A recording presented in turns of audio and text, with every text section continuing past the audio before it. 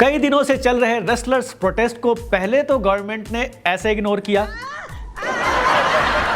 पर जब मामला ज्यादा बड़ा हो गया और रेसलर्स को देश विदेश हर जगह से सपोर्ट मिलने लगा तो सरकार चाहती है कि इसे जल्दी से जल्दी खत्म किया जाए। उधर रेसलर्स डटे हुए हैं, जब तक तोड़ेंगे नहीं तब तक छोड़ेंगे। तो आखिर क्या है ये रेसलर प्रोटेस्ट और इसके पीछे पॉलिटिक्स क्या है, आइए समझते हैं। Hello and welcome, I am Nishan Shekhar and you are watching our new show #India।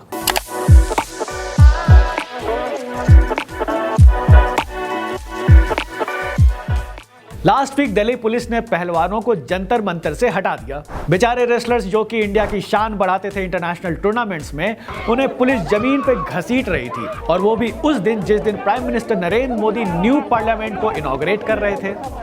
Police action के वो विजुअल्स काफी शॉकिंग थे और इसके लिए गवर्नमेंट को काफी क्रिटिसिज्म झेलना पड़ा।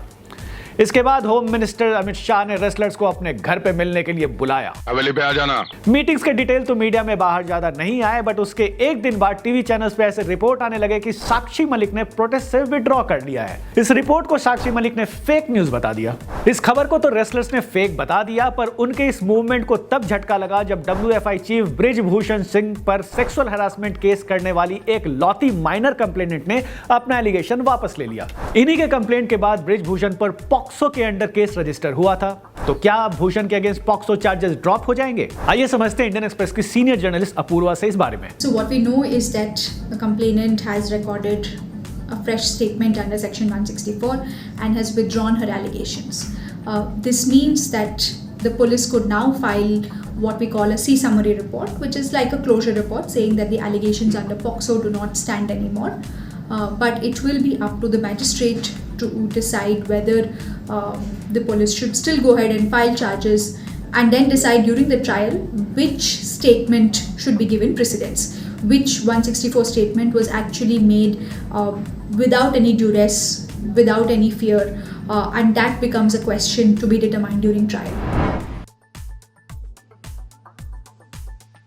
There is another FIR which is under section 354 of the IPC, which is dealing with sexual harassment, stalking and outraging the modesty of a woman. So those provisions still stand, but as far as the POCSO case is concerned, that becomes open now.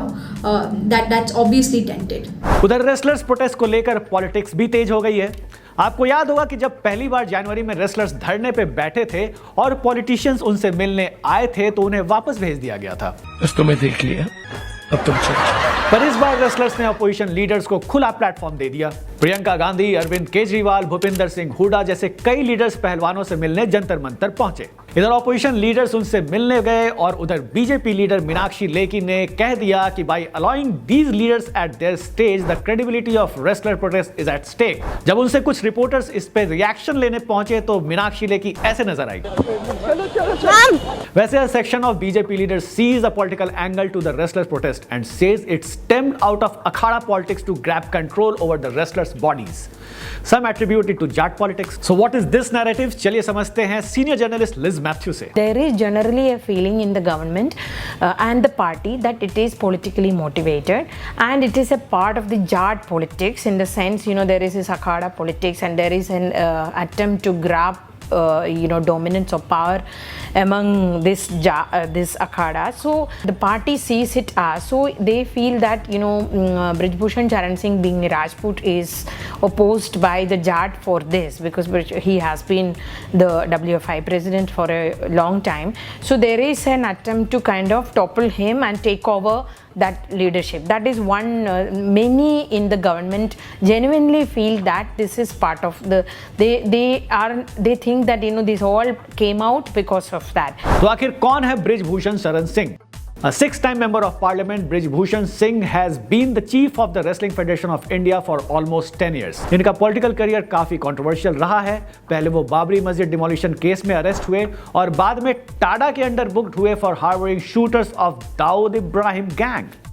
क्या irony है, हालांकि he was later acquitted for lack of evidence. Singh को अक्सर big wrestling tournament में देखा जाता है।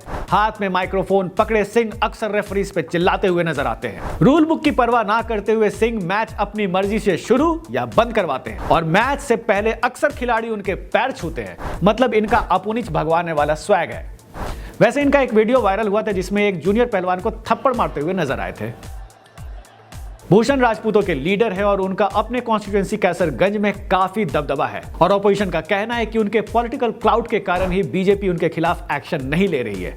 अपने खिलाफ लगे सारे एलिगेशंस को उन्होंने डिनाई कर दिया है। वैसे जहां रेसलर्स जंतर मंतर से हटाने के बाद भी अपना प्रोटेस्ट जारी रखने की बात कर चुके हैं, गवर्नमेंट को अब जल्दबाजी है कि प्रोटेस्ट जल्दी खत्म हो। उनका एक रीजन प्राइम मिनिस्टर का यूएस टूर भी है। As far as my information is concerned, my sources say there is a clear instruction that it has to be resolved very soon before the Prime Minister set out for his US trip, which is 21st, so not many days are left.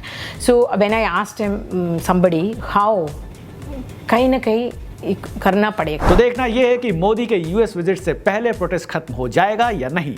चलिए देखते हैं। Well that's all for now. If you like this video, share it with your friends and family and do not forget to subscribe to our channel Indian Express and Jansatta.